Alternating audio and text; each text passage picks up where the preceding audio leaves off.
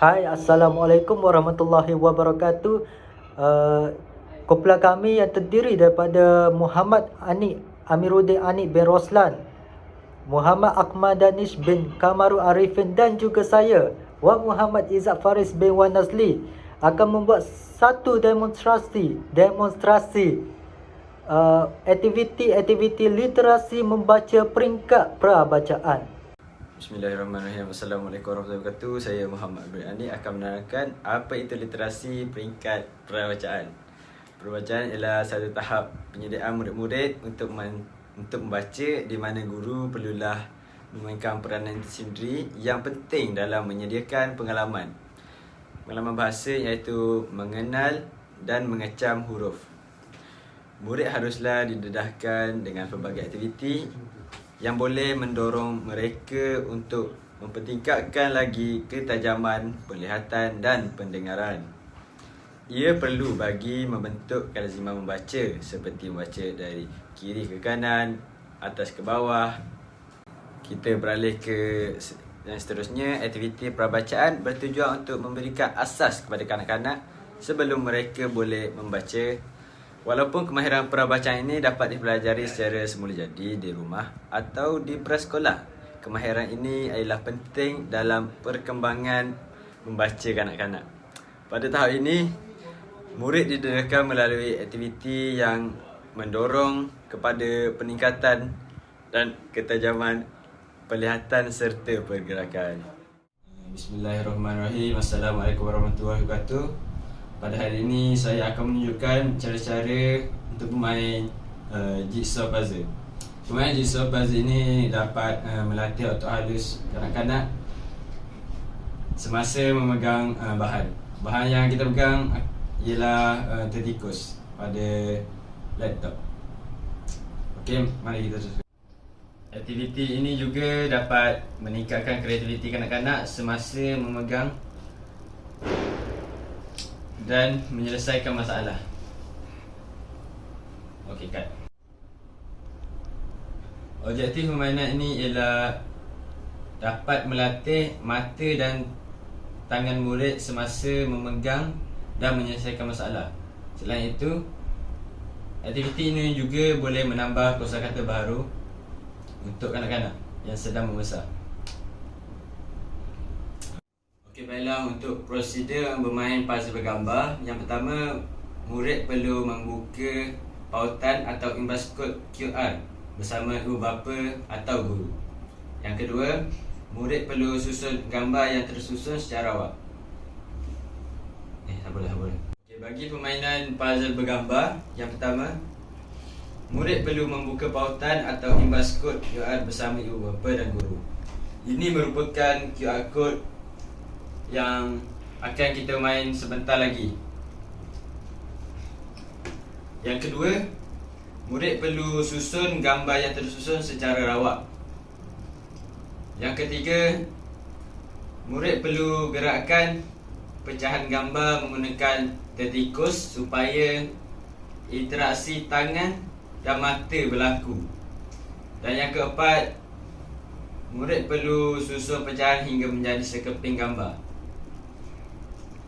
Okey, baiklah, mari kita teruskan ke permainan. Saya akan menunjukkan demonstrasi.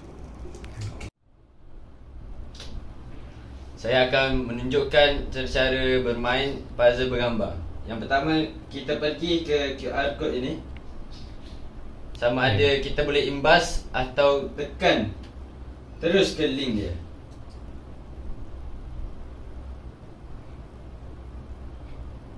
Ini mengambil masa sekejap atas kelajuan internet di rumah. Seperti yang kita boleh lihat, kita pergi ke terus ke puzzle bola.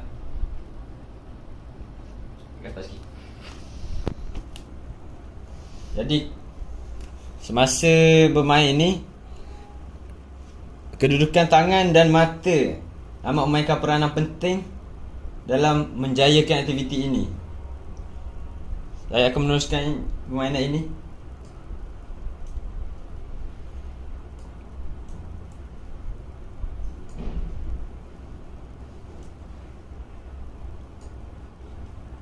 Jadi kita boleh lihat permainan ini amat mencabar kanak-kanak ya.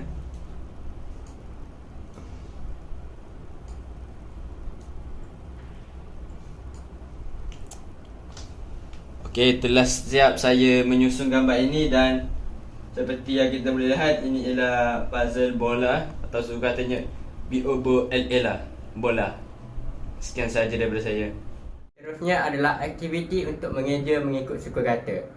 Aktiviti ini amat penting pada murid-murid supaya mereka boleh mengeja mengikut suku kata yang betul dan dapat menyebut sesuatu sebutan dengan betul dan tepat. Sebagai contoh, perkataan bata dan juga perkataan raga. Objektif untuk menyebut suku kata yang betul ni adalah bagi memastikan murid-murid dapat mengeja dan menyebut suku kata yang betul serta meluaskan kosakata murid-murid. Di sini saya akan menerangkan prosedur atau cara bagaimana untuk melakukan aktiviti mengeja mengikut suku kata ini. Yang pertama, murid-murid boleh membuka pautan link atau imbasan kod QR bersama ibu bapa atau guru. Berikut merupakan link yang telah disediakan untuk memastikan murid-murid dan ibu bapa serta guru dapat mengakses aktiviti ini. Seterusnya, murid-murid akan dibawa ke muka hadapan permainan dan boleh menekan butang start untuk memulakan permainan. Contohnya seperti ini. Baiklah. Seterusnya, murid-murid perlu mengenal pasti gambar yang dipaparkan di skrin. Murid-murid perlu mengeja mengikut suku kata yang betul dan mereka perlu melihat gambar yang terpapar di skrin dan mengeja mengikut suku kata yang betul. Seterusnya, murid-murid perlu memilih satu pilihan jawapan yang telah disediakan. Sekiranya jawapan murid itu betul, akan keluar warna hijau dari skrin. Jika salah, akan keluar warna merah daripada skrin dan akan ada jawapan yang sebenar akan ditunjukkan. Setelah tamat kuis, murid-murid boleh melihat skor yang telah mereka kumpul dan boleh melihat sejauh mana kefahaman mereka tentang aktiviti ini. Dan sekiranya murid-murid tidak berpuas hati dengan skor yang diterima, murid-murid boleh menekan button play again untuk bermain semula. Contohnya seperti ini.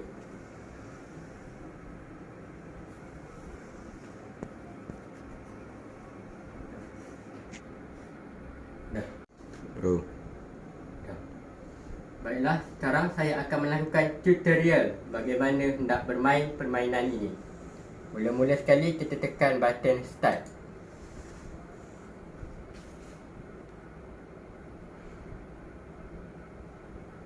Tak boleh kita tekan lagi sekali.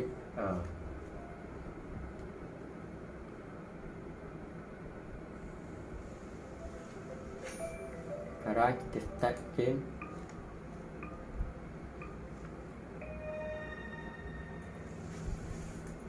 Soalan yang pertama ada gambar lori. Jadi kita kena pilih jawapan yang tepat. Dia ada masa di atas tu, kena pilih sebelum tamat masa tu.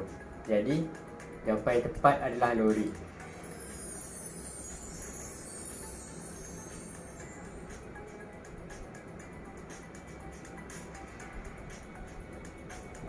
Seterusnya adalah gambar mata. Jadi kita perlu mengeja suku kata M-EMA dan T-ETA. Seterusnya kita boleh melihat mana satu ejaan M-EMA dan T-A dan kita boleh memilih jawapan tersebut. Seperti ini. Jika betul, ada keluar warna hijau seperti ini.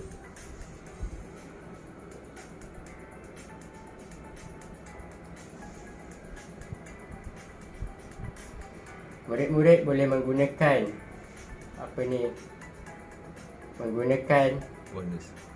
bonus yang diberikan. Seterusnya adalah kita boleh nampak di sini gambar buku.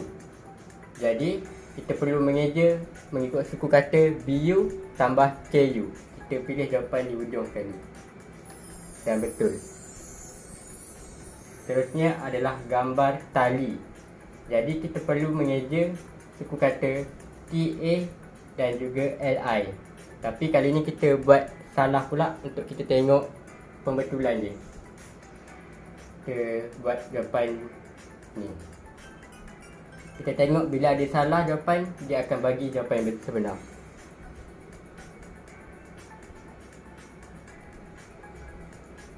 Soalan yang seterusnya adalah paku. Jadi kita perlu mengeja ejaan PEPA dan juga KUku. Kita pilih jawapan yang sebenar. Gambar seterusnya adalah gambar labu. Kali ini kita cuba untuk buat salah pula. Kita try untuk Ella RI. Jadi ejaan yang sebenarnya adalah Ella biubu, labu. Terusnya kita boleh nampak gambar bubu. Kita boleh mengeja ikut suku kata biu tambah biu.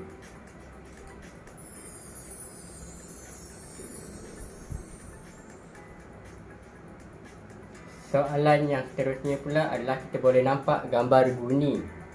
Jadi macam mana hendak mengeja guni adalah dengan GU tambah NI ni.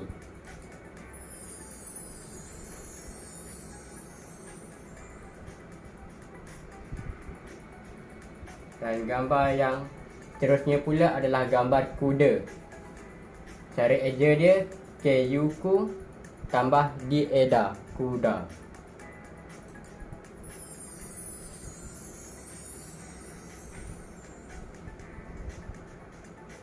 Dan gambar yang terakhir pula adalah gambar baja. Cara ejaan dia BA tambah JA. Jadi kita akan pilih jawapan yang ini.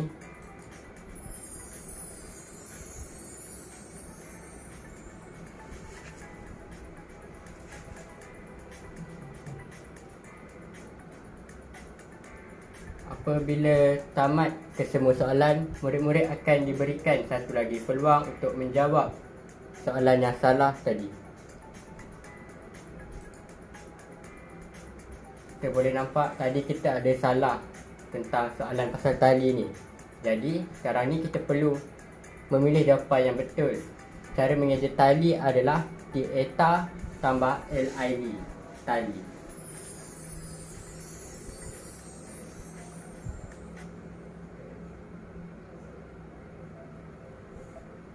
Setelah tamat permainan ni, murid-murid boleh melihat skor dan juga data yang telah disediakan untuk murid-murid melihat markah mereka dan menguji mereka punya kefahaman tentang ejaan ini. Sekiranya mereka tidak berpuas hati dengan apa yang telah mereka lakukan, mereka boleh menekan button play again untuk memastikan mereka dapat mendapat skor yang lebih tinggi selepas ini. Seterusnya adalah aktiviti padanan perkataan dengan objek. Aktiviti ini dapat memberi pengamatan yang positif kepada anak-anak seperti pengamatan penglihatan.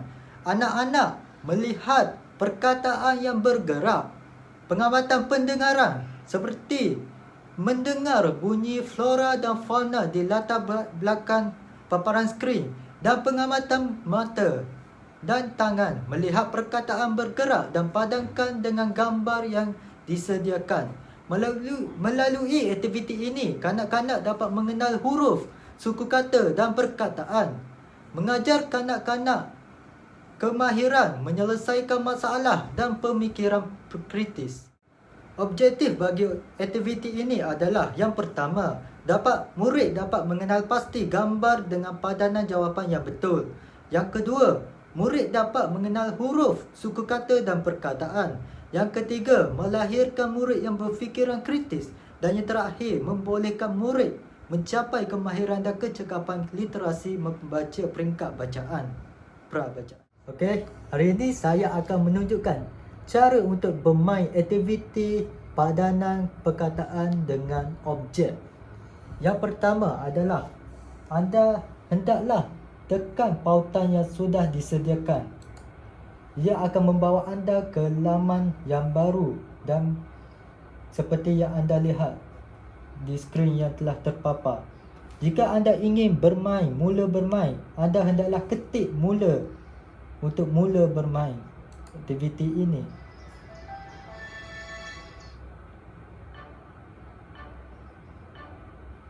Aktiviti ini anda hendaklah mencari padanan yang betul bagi perkataan yang telah disediakan. Contohnya ini, bola. Anda hendaklah memilih perkataan yang sepadan. Gambar objek yang sepadan dengan bola. Jika jawapan anda betul, tanda betul akan muncul di skrin anda. Seterusnya, baju. Jika jawapan anda salah, tanda salah akan muncul pada skrin anda. Kasut. Betul. Buku. Betul. Pensel. Betul. Dadu. Betul. Baju. Betul. Setelah anda sudah siap menyelesaikan aktiviti ini, skor dan masa akan terpapar pada skrin anda. Anda boleh melihat skor anda serta masa yang diambil oleh anda untuk menyiapkan aktiviti ini. Aktiviti ini juga anda dapat melihat jawapan yang sebenar bagi aktiviti ini. Contohnya ini. Jika anda tidak berpuas hati dengan skor dan masa yang anda ambil untuk menyiapkan aktiviti ini, anda juga boleh mula bermain semula. Itu sahaja daripada saya untuk aktiviti ini.